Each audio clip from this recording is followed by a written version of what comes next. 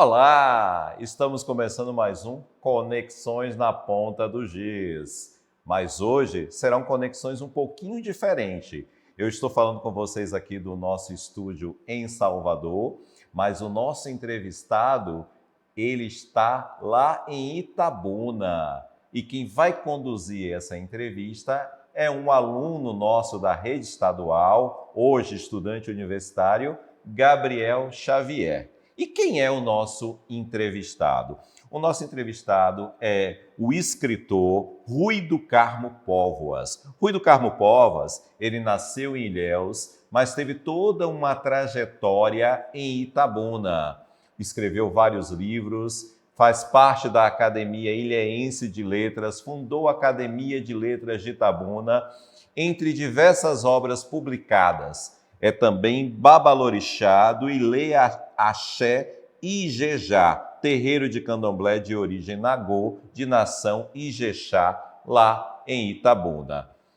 Traz consigo histórias, vivências e memórias que com certeza vai marcar você, professor, você, professora, ao assistir esse programa. E não se esqueçam que ao terminar de assisti-lo, visitar a nossa plataforma pedagógica, nos seguir nas redes sociais, TV Conexões, a Estação do Saber, clicar lá no sininho no YouTube para não perder nada do que está acontecendo aqui na TV Conexões. E antes de passar a palavra para Gabriel conduzir a entrevista, deixo com vocês aqui uma poesia do nosso entrevistado de hoje. Xirê. A roda gira no mundo, o mundo gira na roda. A gira vai com a roda se move na onda. A sala está repleta, cada um no seu lugar. O agogô marca o ritmo, a cabaça acompanhará. O rulê, a segunda voz, o xirê está começando. O dono da rua esperando os pedidos que vai levar. Rui Póvoas, 27 de maio de 2024. Fique com ele e Gabriel Xavier e até o próximo Conexões na Ponta do Giz. Olá, eu sou Gabriel Xavier, não sou entrevistador, mas o pessoal da TV Conexões gentilmente me convidou para apresentar esse Conexões na Ponta do Giz e Rui gentilmente aceitou me receber e bater esse papo comigo. Rui dispensa apresentações, né? Rui Póvoas, então por isso eu não vou apresentá-lo. E como eu estou um pouquinho nervoso também, aí eu vou recorrer para a poesia. Ser feliz não há mistério. Fazer o que gosta, morar onde gosta, viver com quem gosta, não ter agonia, trabalhar e viver. Dançar no terreiro, morar na Bahia, viver com você. Isso é Rui Póvoas, do livro Verso Reverso. Rui, se eu estiver errado, você me corrige. Mas eu acho que esse poema me remete muito ao viver nagô, que é um viver que você cultiva e preserva no Ilê Axé Ijexá Orixá Olufon, que é o terreiro de candomblé que você é babalorixá há mais de 5 décadas. Eu queria que você me dissesse como é esse viver e como é que ele é cultivado lá no terreiro. Não é uma questão só no terreiro, porque senão fica uma vida dividida e esquizofrênica. É um estar no mundo, mesmo que seja dentro ou fora do terreiro. Então, as bases desse viver são bases com coisas simples, porque a simplicidade é o último degrau da sabedoria. Quando você quiser se deparar com a verdade, olhe para a simplicidade do mundo. A gota de orvalho pingando no vértice da folha, o cântico de um pássaro, o pôr do sol, o nascer do sol, não custa um centavo a ninguém.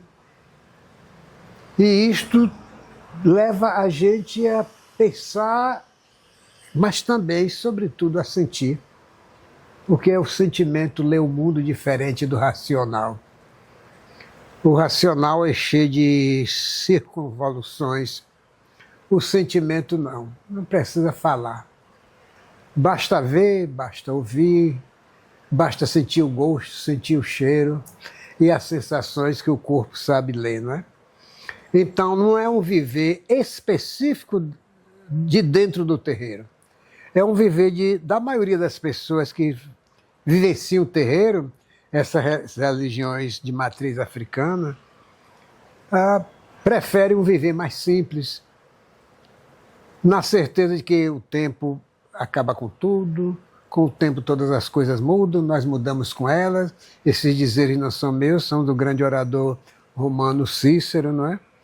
Então, o intervalo entre o berço e o túmulo cabe viver com simplicidade. O resto é enganação, o resto é equívoco.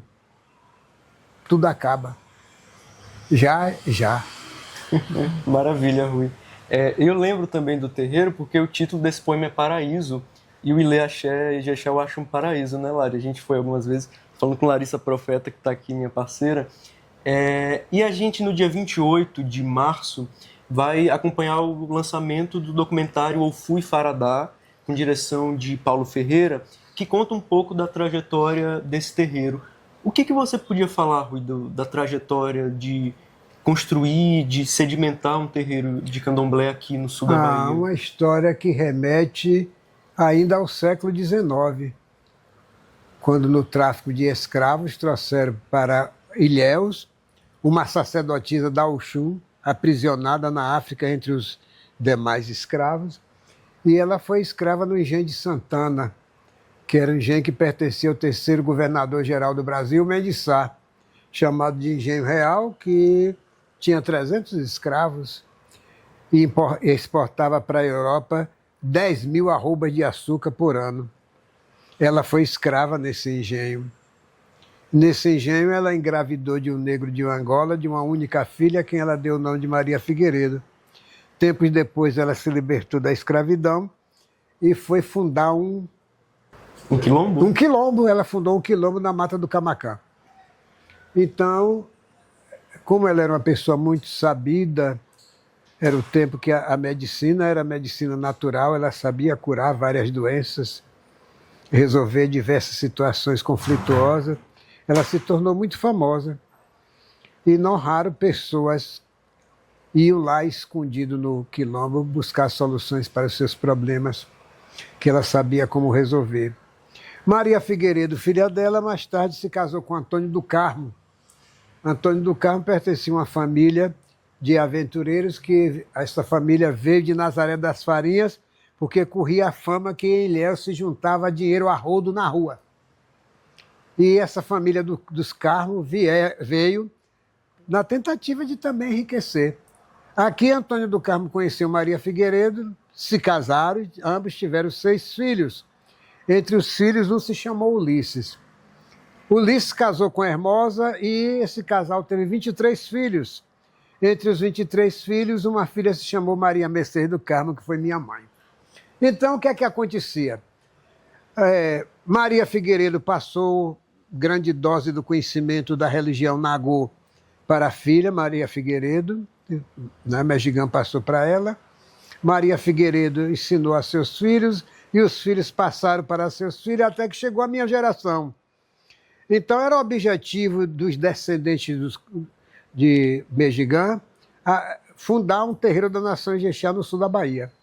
Mas as condições eram adversas, não só de recursos, como da perseguição do Estado, da igreja, da sociedade hegemônica.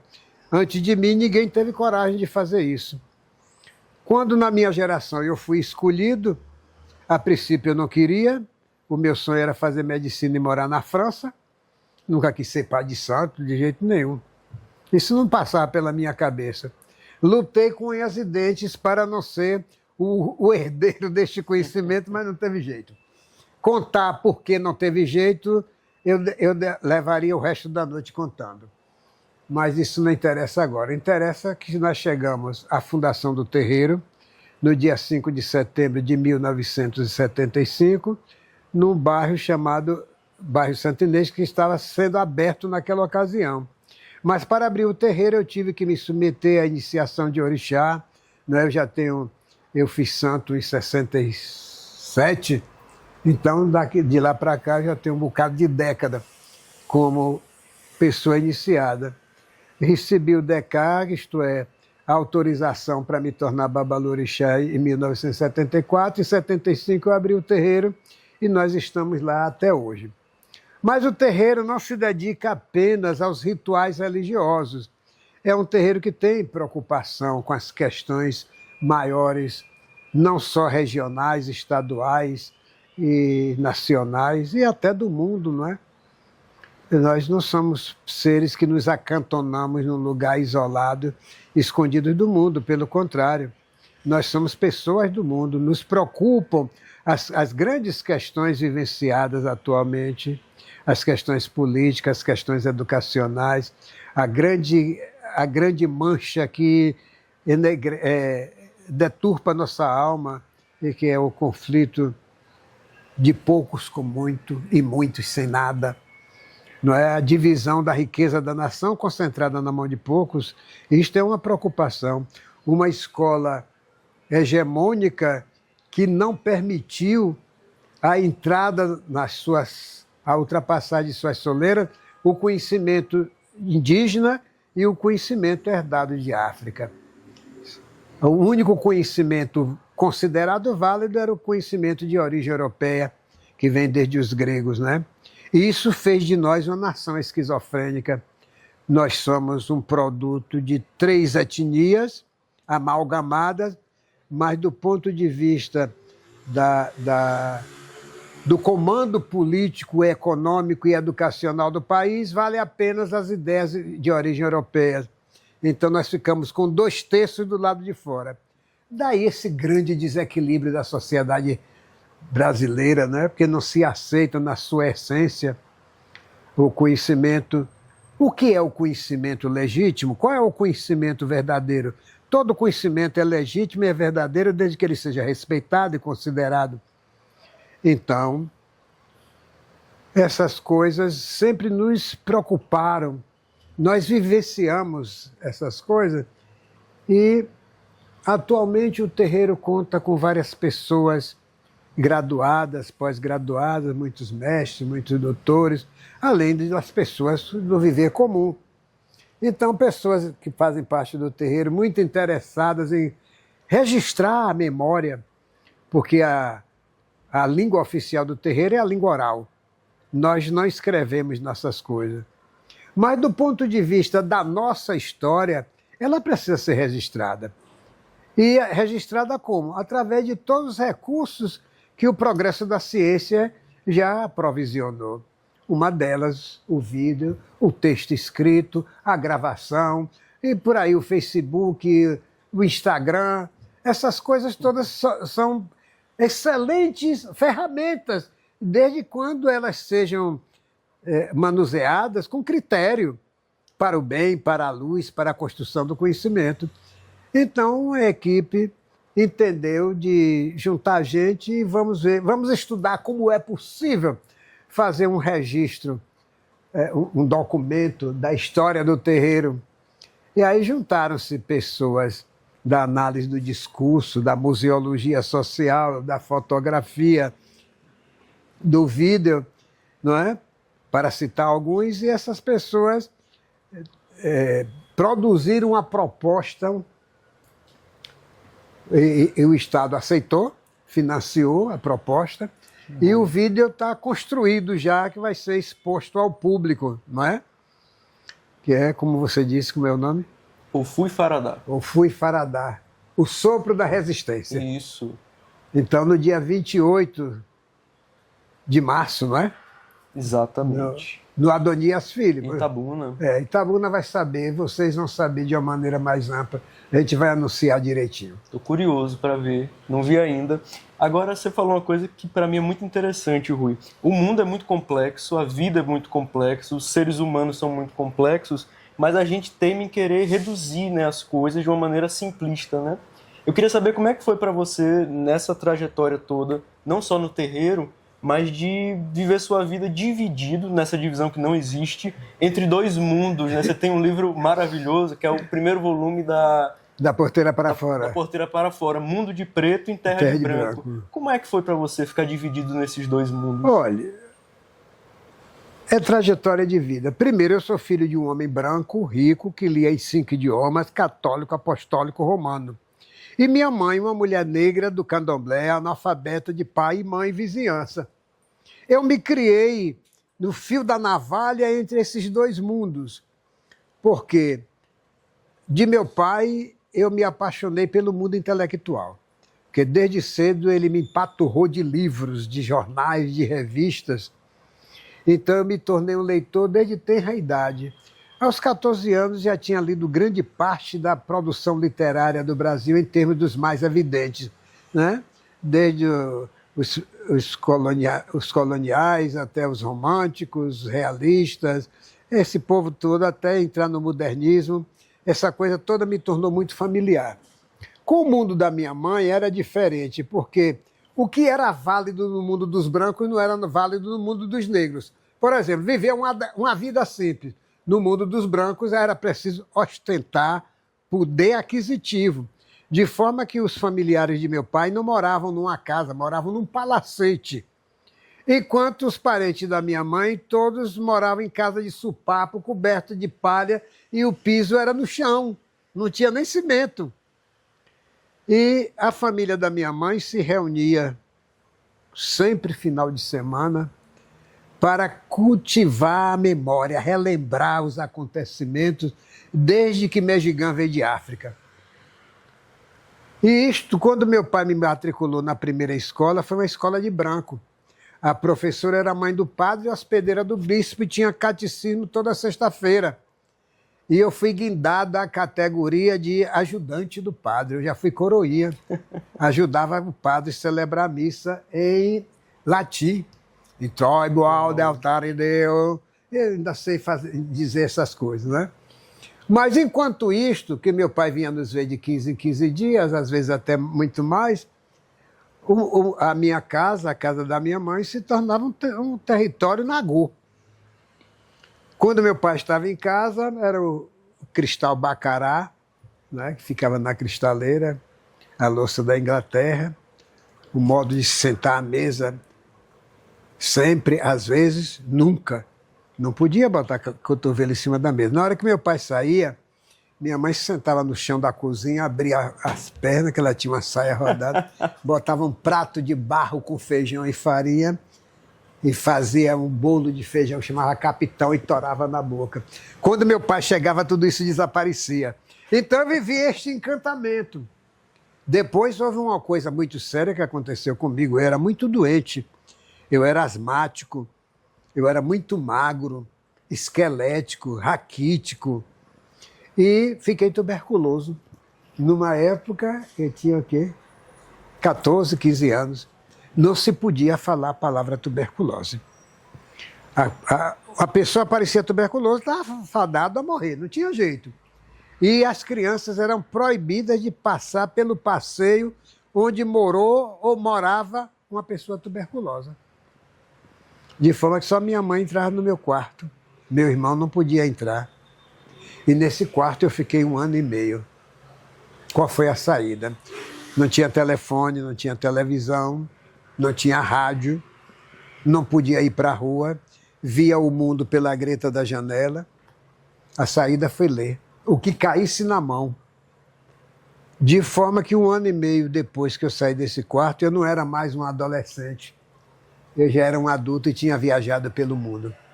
Sabia matemática, sabia álgebra, ciências naturais, história universal, história do Brasil, essas coisas todas. Li tudo de espiritismo que apareceu. Havia pouca coisa de terreiro, de candomblé, de religião africana, porque meu pai não suportava a coisa dos negros, né? Tinha pavor, essa coisa. Não sei como ele conviveu com minha mãe até quando morreu. Eu não entendo, eu nunca entendi, eu nunca vi meus pais brigarem. Nunca vi um atrito entre eles dois. Era uma coisa inacreditável. Ela respeitava ao máximo a religião dele e ele a dela. Então eles viveram bem até quando morreram. Mas quando chegou na minha geração, que o sonho dele era que eu me tornasse o herdeiro dele para tomar conta das fazendas, eu não quis. Meu sonho não era esse. E aí, quando eu pedi a ele que precisava ir para Salvador fazer pré-vestibular, porque aqui ainda não existia, ele virou-se para mim e disse assim: quem lhe disse que eu estou disposto a sustentar homem? Não é o seu sonho? Vá batalhar por ele.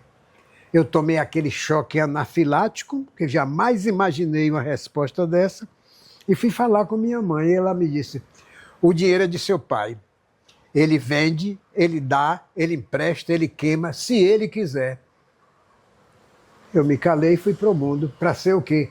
Professor! Troquei a roça de cacau pelo magistério. Não me arrependo, porque nesse caminho eu encontrei amigos verdadeiros, encontrei pessoas de ouro, encontrei tanta gente boa, e depois meu orixá me deu muito mais do que eu pedi. Se eu pedi 3, ele me deu 300. Entende? Então eu me tornei feliz nesses 2 caminhos, 3 caminhos simultâneos. O caminho do terreiro, não é? O caminho do magistério, o caminho da literatura. Então eu me tornei um inteiro. Onde eu estou inteiro. Quando eu estou oficializando os rituais Nagô, não é? Sim. Eu não deixo de ser o professor, eu não deixo de ser o escritor. Apenas naquele momento eu estou fazendo uma das coisas que eu sei. E aí eu sei cantar muito bem para orixá, danço com som desvalido. Você já viu, não já? Demais. Não. Então, escrevo razoavelmente, que agrada muita gente. Não tenho sonhos de ser um escritor premiado internacionalmente, isso é besteira, né? Isso, com o tempo, tudo se dilui, tudo vira pó. Mas eu escrevo porque, se eu não escrever, o escritor me mata. Está lá dentro, essa intuição para escrever prosa ou verso. Eu não tenho nenhum domínio sobre essa inspiração. Vem nos momentos mais inusitados. Nunca veio quando eu estou celebrando o ritual Nagô. Nunca veio, de maneira nenhuma. Eu acho que as 2 outras instâncias respeitam. Chega para lá porque o Nagô chegou, então ficam esperando que o Nagô termine suas funções. Então eu escrevo em verso, eu escrevo em prosa, escrevo contos, crônica, romance. Tudo isso eu faço com a maior facilidade, com a mesma facilidade que dou uma aula e com a mesma facilidade que eu defino o que é logaritmo. Você sabe o que é logaritmo? Deus me livre. É um expoente que deve se levar uma base para reproduzir o número dado. Porque eu ensinei matemática há 15 anos. Então, essas coisas são minhas. Eu custei muito a me aceitar, mas quando eu me aceitei, a vida é essa mesmo até. Já estou com 83 anos, tenho consciência que não estou começando mais nada, que aos 83 anos ninguém está começando, está terminando, amarrar os laços para não deixar nenhum deles solto, e por aí vai. A alegria de estar sendo entrevistado por vocês, dizendo esses babados que vocês já gostam de ouvir. Alegria nossa. Né? Então é isso aí. Rui, adorei que você falou de escrita. Não tem como falar com você sem falar disso, né? Sim. Do mundo das letras, da literatura. Aí eu vou recorrer à poesia de novo. Vá. Que o texto meu seja mais importante do que eu. Que o meu verso fale de você e não de mim. Que o meu poema seja princípio e não fim. Que o meu dizer brade que estamos todos indignados. Por isso, o mundo deve se revoltar ante a indiferença. Rui, como é que é isso? Por que você escreve? E como é que é isso de escrever em registros tão diferentes? Não, é assim. Eu posso estar olhando aquele quadro e, de repente, o poema veio. Ou um passarinho que passou ali correndo, ou uma notícia na televisão, ou eu estar fazendo barba, eu estar tomando banho, aí eu estou dormindo, acordo já com o poema vindo, aí eu tenho que ter a caneta ali de junto, urgente para registrar, porque se for embora não volta mais nunca, mais nunca. E o que eu já perdi de textos, porque às vezes nem sempre eu posso largar o que estou fazendo para ir anotando coisa, e aí vai embora, não volta nunca mais. Então, eu não tenho domínio sobre esse processo, não é? Ele vem à revelia de minha vontade, de meu desejo. Simplesmente vem, e vem pronto. O texto em prosa é diferente. Ele vem devagarzinho. Ele vem devagar. Às vezes eu quero que o personagem faça uma coisa que eu quero que ele faça. Ele se revolta, toma a palavra da minha mão e faz o que ele quer. Então, ele não depende do meu desejo. Eu não crio um personagem para dizer assim, agora meu personagem vai encontrar uma moça na esquina, vai dar uma piscadela. Não, não é assim. Não é assim. A minha vontade não funciona de jeito nenhum. Então, os personagens têm vida própria. Eles fazem o que eles querem. E se eu insistir, eles vão embora e não voltam. Eu estou com romance suspenso há 4 anos. Sabe por quê? Eu queria que o personagem fizesse uma coisa, um fenômeno histórico. Ele não quer. Ele não quis, foi-se embora. Está lá esperando. Não sei se um dia ele ainda vai voltar. Não é? Eu estou com 2 romances em suspenso por causa disso. Porque, repare, há um problema. Quando a gente entra pelo mundo da literatura, você também vai tomando um conhecimento da crítica literária, não só a local, como a nacional, a internacional, e você vai querendo burilar essa intuição artística, sabe?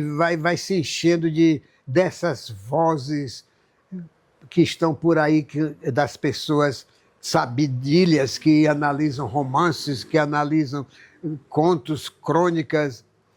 E aí eu tentei obedecer a essa crítica e me dei mal. Me dei mal, porque a minha intuição quer ser livre. Pouco importa se a obra depois vai ser apreciada pela multidão, ou 2 ou 3 pessoas apenas vão ler. Isso não tem a menor importância. A importância é que essa intuição minha é capaz de entrar na alma humana e trazer para o presente as coisas mais escabrosas e as coisas mais gloriosas. O lado sombra e o lado luz. Onde é que estas coisas se representam? Nos personagens que eu crio, nas frases que eles dizem, nos dramas que eles vivenciam, entende? E aí, por exemplo, eu estou conversando com você, estou me lembrando de Gogol, o grande russo, Diário de um Louco. O Nariz. O Nariz, o Diário de um Louco.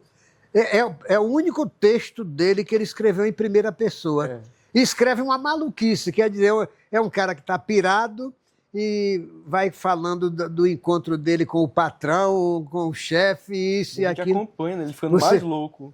Você vai vendo a alma russa aparecendo devagarzinho através daquele texto que, à primeira vista, é uma maluquice. Mas é através da maluquice que se descortina o drama russo de gerações e mais gerações. Se os russos lessem Gogol, Putin não invadiria a Ucrânia. Gente, o papo tá muito bom, mas agora a gente vai para um breve intervalo, a gente volta já já. Falei que ia ser rápido, né, gente? A gente tá de volta com o Rui. Já lhe enjoei demais, Rui, então vou fazer só mais 2 perguntas. Primeiro, eu queria de novo falar um pouco da educação que você comentou. E você, quando você completou 50 anos de magistério, você lançou uma versão comemorativa de Razões do Imaginário, se não me engano, né? Que é Representações do Escondido. Confundi com o livro de Tica. Esse é também da coleção... Da trilogia. Preto e branco. Da trilogia, né? É o segundo volume. Como é que você via a sala de aula quando você estava em atividade hoje, sem querer cair naquela armadilha das divisões, né? Mas como é que você pensa um pouco a educação hoje, como ela já foi?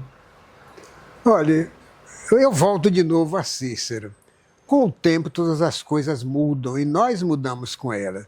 Então, querer que os processos educativos e educacionais permaneçam os mesmos para sempre, isso é impossível, porque a sociedade humana, em qualquer parte da face da Terra, ela se altera com o tempo. Costumes são arquivados, novos costumes são criados. Por causa disso, dizeres são arquivados, novos dizeres são ativados. As gerações sucessivas vão alterando o viver cultural, o viver social. As regras do jogo passam a ser outras, porque os jogos mudam. Então, querer que a sala de aula permaneça estática no tempo e no espaço é um engano. Eu me lembro, eu ensinando, o que ano? 64, 65 eu entrei no magistério, já com carteira assinada, né? E daí para cá, quanta coisa eu vi mudar. Eu vi a chegada do mimeógrafo. Meu Deus, a conquista tecnológica da época. Só os colégios de ricos tinham mimeógrafo. Você já viu um mimeógrafo? Não. Pronto. Quando a datilografia ganhou foro de ciência, quem fazia curso de datilografia se formava com beca e solidel, com balde de formatura. Eu mesmo me matriculei numa escola de datilografia, fiz o curso. Quando eu ganhei uma máquina de escrever, eu já era adulto, porque era um objeto raro. Então você já imaginou onde estão esses objetos raros da minha época? Ai de mim se não aprendesse a manejar o Face, o Instagram, WhatsApp. o WhatsApp, a inteligência artificial. Agora mesmo estou escrevendo um livro baseado nos desafios que eu estou lançando à IA. Eu estou escrevendo com 6 pessoas outras, não é? Sobre literatura. Aguardem que em breve o livro chegará à mão de vocês. Então, esses instrumentos todos que estão espantando muita gente, não tem que se espantar com o instrumento, é usá-lo da maneira mais abençoada possível. Então, a escola de hoje não pode ficar repetindo os dados de ontem, os costumes de ontem. Foi a época para a qual aqueles costumes foram postos em práticas, valeu, mas passou. É assim mesmo. Com o gênero humano, com a sociedade humana, é assim, as mudanças são sucessivas. E ai da sociedade que não advoga mudar. Se não mudar, vira coisa do passado que ninguém mais crê.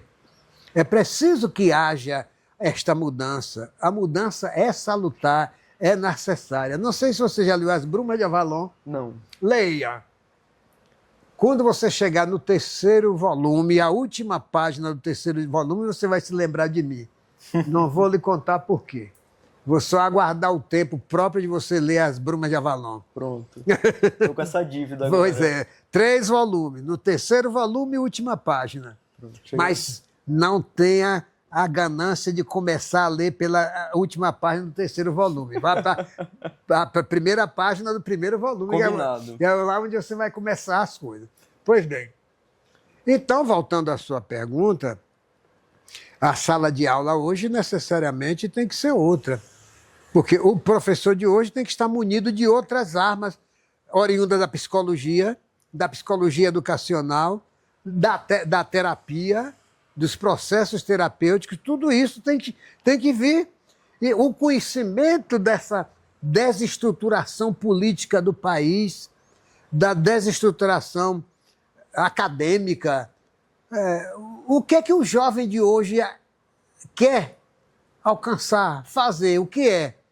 Então não adianta você estar empurrando goela abaixo aquilo que ele não crê, que não quer tomar conhecimento. Você pode até falar da sua aula, mas vai entrar no ouvido e sair no outro. Não é? Os métodos mudam porque os paradigmas são outros. Então, o professor de hoje se exige muito mais do que se exigia do professor do passado. Porque havia uma coisa, o professor era uma grande autoridade, ninguém o contestava. O que ele dizia era Roma locutas causa finita. Roma falou, não se discute, não é? Havia autoridade indiscutível. Hoje, nenhuma autoridade é mais indiscutível, graças a Deus. Inclusive a do Supremo Tribunal Federal, que de vez em quando você está vendo a roupa suja sendo lavada no vídeo, não é? Então, é preciso que a gente entenda que a sala de aula hoje, os processos educativos e educacionais têm que ganhar novos rumos. Não é só uma questão de livro didático, de instrumentos didático-pedagógicos, é também de pagar com salários justos para que os melhores salários produzam os melhores professores. Os professores deixam de ser servidores da educação. Servidor é quem serve, e o professor não é servo de ninguém. Então, as próprias palavras que a gente usa, elas revelam os nossos equívocos filosóficos. Então, eu acredito que com o tempo essas coisas vão se aprumando, os processos vão se refinando, ou muda ou morre, ou muda ou desaparece, ou muda ou fica esclerosado. Pronto. Perfeito, Rui. Última pergunta, Vamos ato lá. final. Eu vou para poesia de novo. Você tem poema, viu, Rui? Tenho. São 10 livros. Eu vou nos primórdios. Misericórdia. O demônio está Está com com inveja dos governos revolucionários que se estabeleceram no mundo. Ah, se esses governos tivessem poeta como instrutor. Ainda bem que o poeta é um torturado e não um torturador. O demônio ainda está com inveja da gente, e do que ele tem inveja, Rui? O que é que o demônio tem inveja? Primeiro, que nós temos ombros frágeis que suportam o peso da divindade. Isso ele tem uma inveja louca, porque ele não pode pousar nos nossos ombros. Eu estou falando de quê? De uma crença pela compreensão e interpretação do universo e da vida pelos olhos nagôs. Que é um povo cuja mitologia da criação do mundo e do homem não tem a culpa original. E nem tem culto ao demônio, nem acredita em inferno. Isso fez um choque anafilático entre o povo escravizado vindo de África e o povo branco governando a nação. Até hoje isso entra em choque, né? Porque, repare, quando você vai para o mito da criação judaico-cristão, o Espírito de Deus viajava nas trevas e, aborrecido da escuridão, ele disse, haja luz. E viu Deus que a luz era boa, ele nem sabia que era. Aí ele saiu criando, né, que ele é um artista. Saiu criando. Aí entendeu de quê? De criar um ser à imagem e semelhança. Criou, né? Criou de quê? Da matéria do próprio planeta.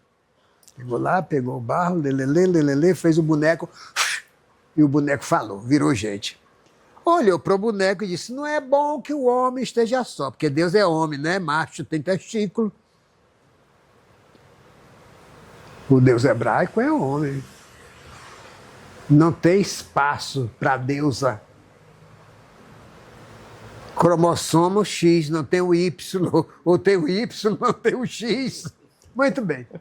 Aí ele faz anestesia, dá sono em Adão, tira uma costela e dá uma companheira.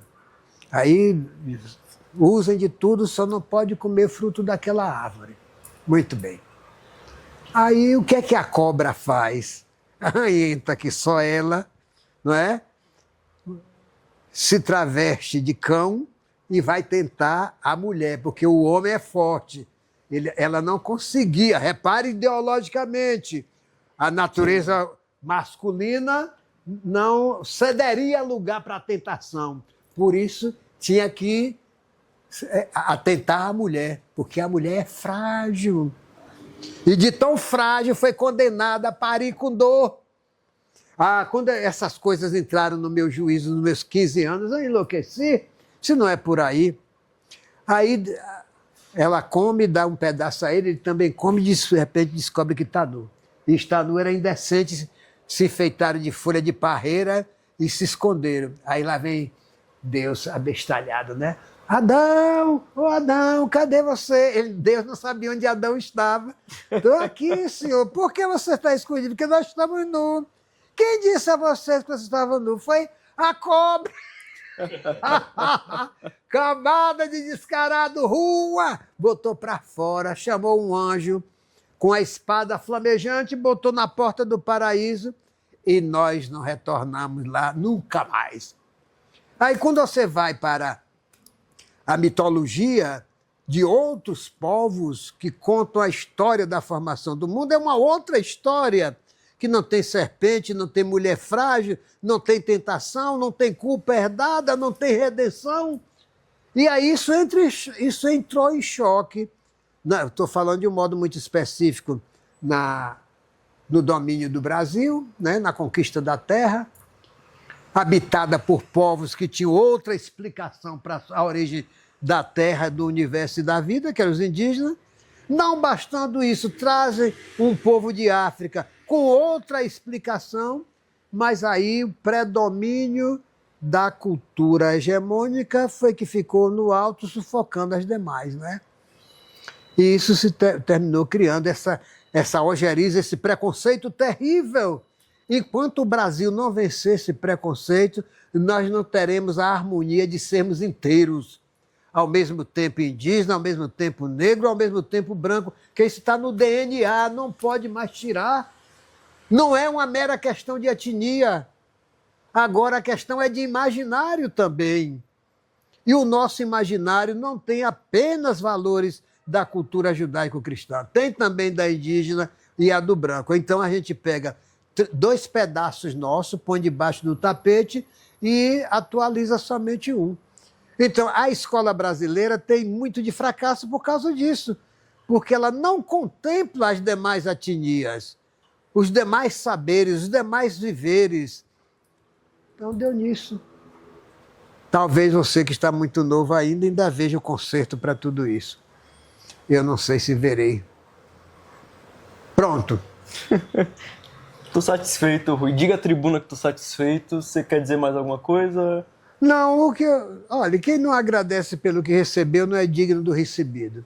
Então, meu protesto de reconhecimento e gratidão por vocês virem até mim e entenderem que eu tenho alguma coisa válida a dizer como mensagem para os que estão fora do mundo onde eu habito.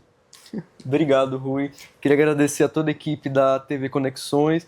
Agradecer demais a você, Rui. Estou aqui meio escabriado porque nunca fiz uma entrevista, mas conversar com você é sempre uma alegria. Imagine se fosse acostumado. Um aprendizado. E esperamos vocês no próximo Conexões na Ponta do Giz.